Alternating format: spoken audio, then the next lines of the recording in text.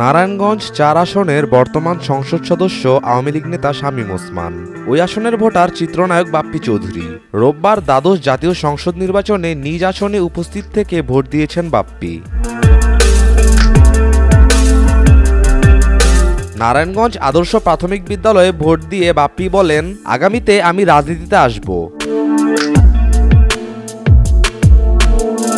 তিনি আরও বলেন, আমার ইচ্ছা আছে রাজনীতিতে। আমাদের ফিল্মের ফেরদৌস ভাই, মাহিয়া মাহিরা নির্বাচনে অংশ নিয়েছেন। তাদের জন্য আমাদের এই অঙ্গন আলোকিত হচ্ছে। তাই আমারও ইচ্ছা আছে রাজনীতিতে আসার।